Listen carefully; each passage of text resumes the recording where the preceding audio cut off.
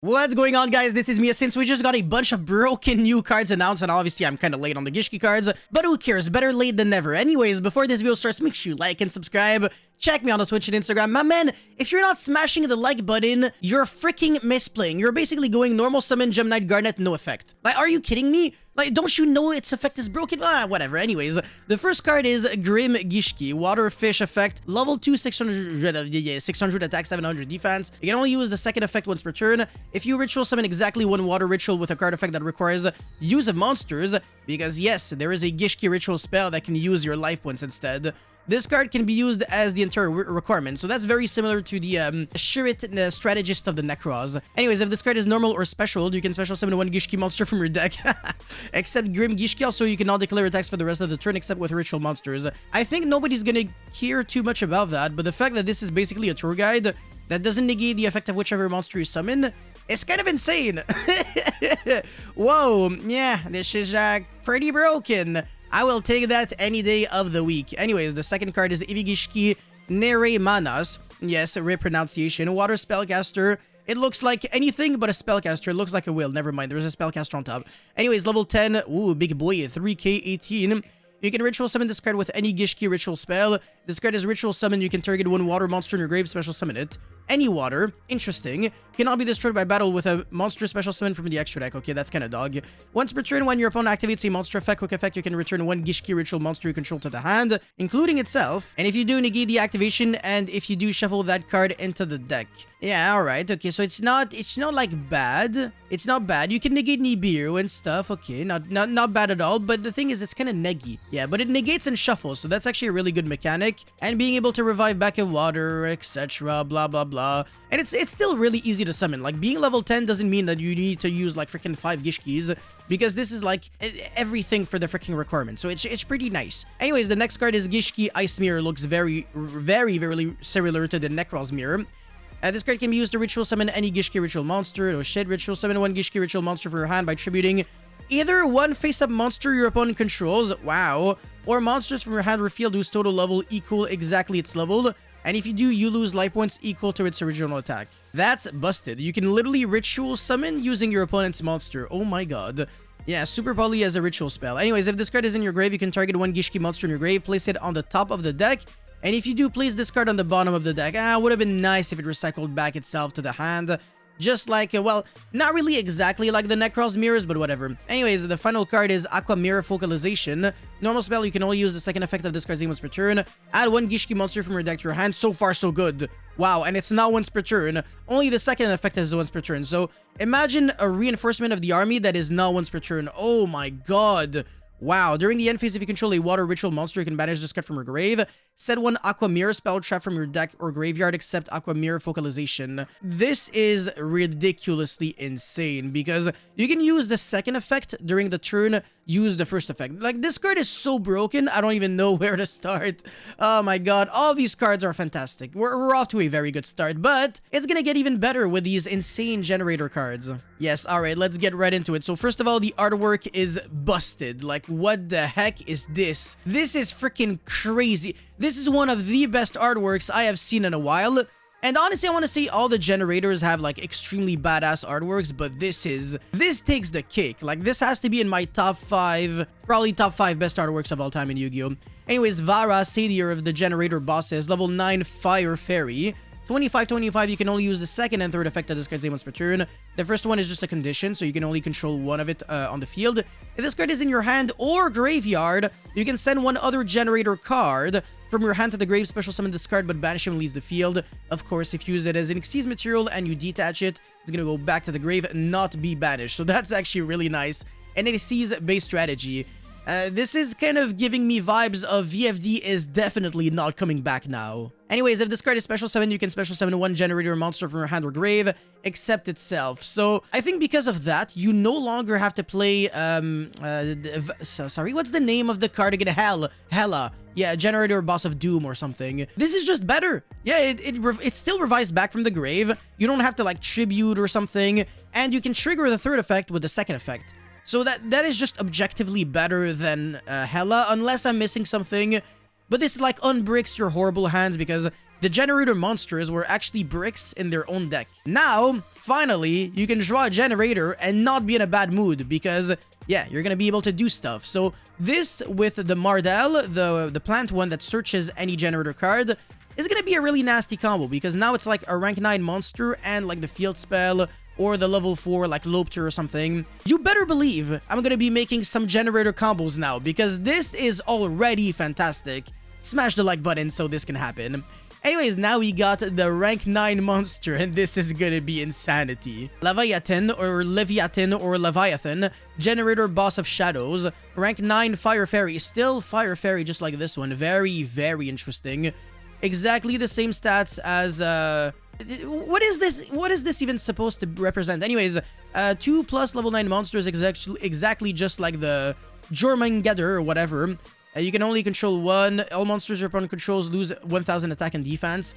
This is really relevant because the Generator monsters are already very strong. So if on top of that you make all of your opponents super weak, good luck getting over them in like simplified game states. It's basically impossible. Quick effect, you contribute this Xyz summon card. Special summon one non-fairy Generator Xyz monster from your extra deck. So the only option right now would be the Jormungandr or whatever. Then you can attach cards from the field, not from your field, from the field, so including your opponent's cards, and or any graveyards to it as a material up to the number of materials this card had. So imagine a quick effect of you summoning Jormungandr and attaching 2 freaking cards your opponent controls. Holy mac and freaking cheese, this is insane. Now, another thing that I'm going to be mentioning is that this has indirect synergy with Ultimate Slayer. Let's just say you send, and Ligma Punishment. Let's just say you send Elder Entity Entis, you pop a card your opponent controls, and then later on you have like Entis and whatever else cards that trigger when they're sent to the grave. You're going to be able to attach them back again and again and again from your own graveyard, and then pop even more cards your opponent controls, on top of using the effect of Jormungandr when you detach and stuff like that. So that's actually really freaking crazy. This card is freaking insane. Oh my god, I'm a huge fan of this. I'm a huge fan of this. I'm a huge fan of every single Gishki card so far. This is just insane, but of course, you already know it. It's going to get even better. Actually, I was going to cover all the other Kashtira cards, but I'm going to be covering the Tearlaments field spell first because it's just one card. Field spell, you can only use the second effect of this card's name once per turn. The name is Tearlaments, Perilegia, or whatever. But basically, the only thing that matters is that it has Tearlaments and its card name. It's obviously kind of worse than Primate Planet Perlarino. Fusion monsters and Tearlaments monsters you control gain 500 attack, the exact same as Perlarino. If an Aqua Tearlaments monster is sent to the grave by a card effect, you can send one level 4 or water or lower Aqua monster from your deck to the grave. But if it is not the Tearlaments, you cannot activate cards or the effective cards with that name for the rest of the turn. Yeah, so obviously this is worse than Primal Planet, but it's fine. It's still a Tearlaments, so I'm not going to complain too much. It's not garbage. Alright, this is where the heart attack might actually start. Again, friendly reminder to smash the like button because I think these cards kind of deserve it. Anyways, Kashtira Xyz Heart level 4 Fire Warrior.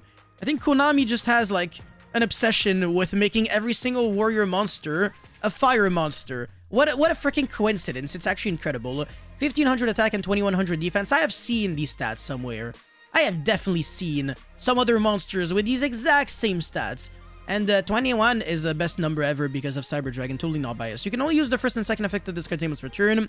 You control the Kashtira monster, you can special summon this card from your hand. Also, you cannot special summon monsters from the extra deck for the rest of the turn except Xyz monsters. Nobody cares. If this card is normal or special summon this turn, you can banish one Kashtira card from your deck. This is gonna come up later on. Except Kashtira Xyz Heart, so itself. Banish the top 3 cards of your opponent's deck face down, and if you do, this card's level becomes 7. Oh, yeah. That's pretty good, not gonna lie. That is very good. So, in other words, Fenrir can search this, and then you special summon it. You banish a Kashtira card from your deck, which can actually be beneficial, yes, I know. And then you make your opponent lose the top 3 cards of your opponent's deck face down, which is pretty insane. And you make a rank 7. All of that just with one motherfucking card. Holy pancake.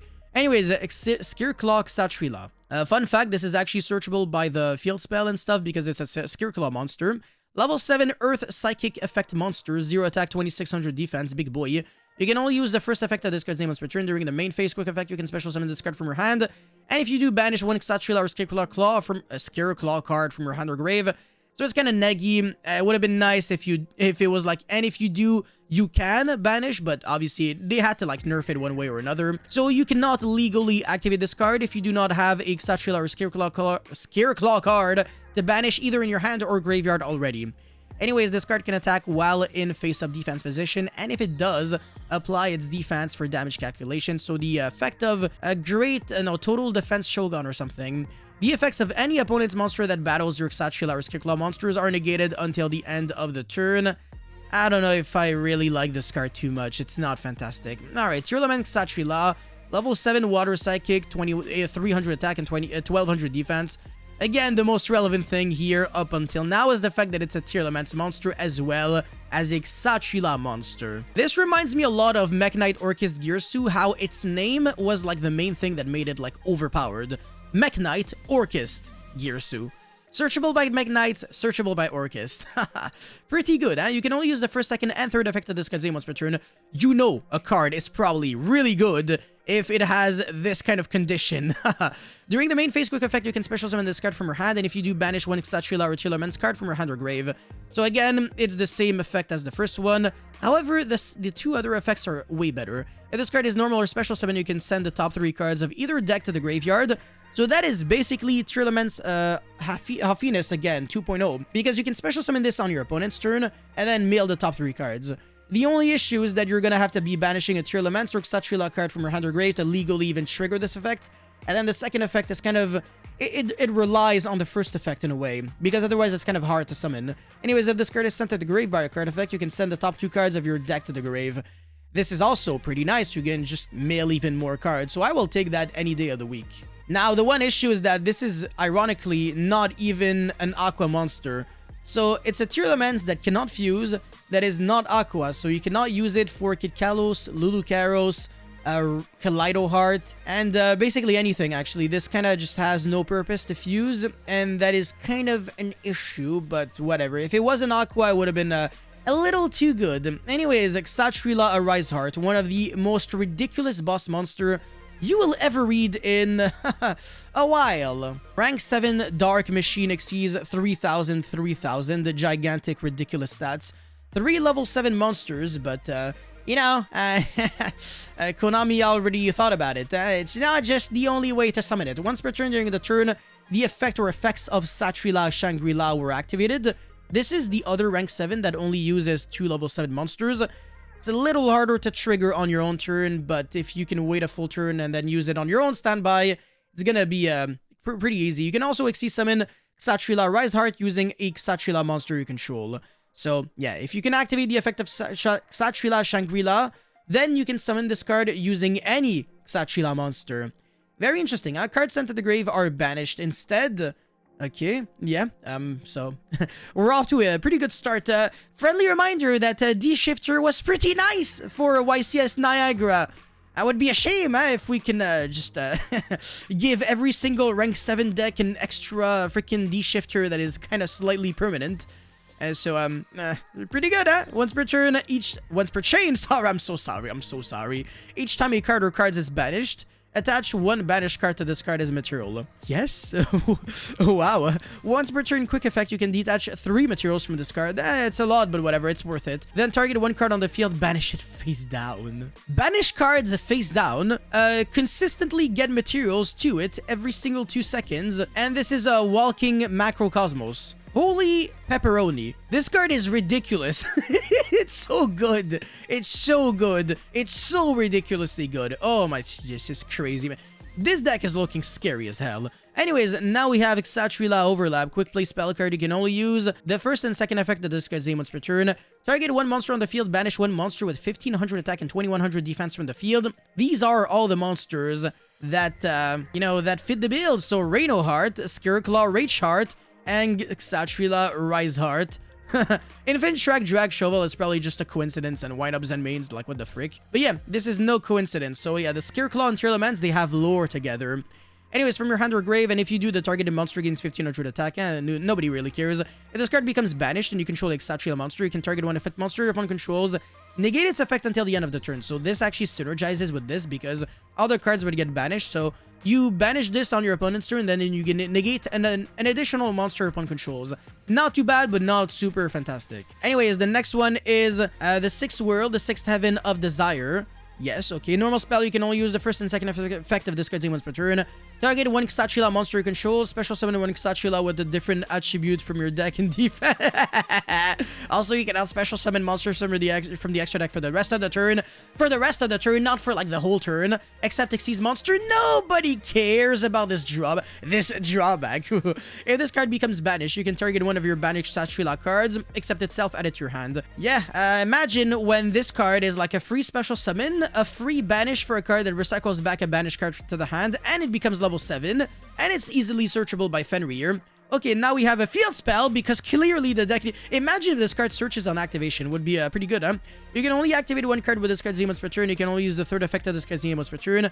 When this card resolves, you can... Allahu Akbar. Add one Kashtira monster from your deck to your hand. Oh my god. How did... There's no way, like, a deck went from being, like, just an engine, just, like, one card is gonna be playable, to, like, I think every single card now might be playable. Yeah, that's actually... I can imagine pure Kashtira now. It's honestly definitely doable now. This is crazy. A field spell that searches Pankratops, basically, from your deck to your hand. And then that Pankratops no longer has to search itself. It can now search other extremely overpowered cards. Oh, I'm so sorry, by the way. The card had more effects. I'm so sorry. Monsters you control gain 100 attack and defense for each different attribute among monsters on the field. So, yeah, this could go to, like, plus 600 attack. Except if there is randomly a motherfucking sphere mode on the field, then you can randomly gain 700 attack and defense, but whatever.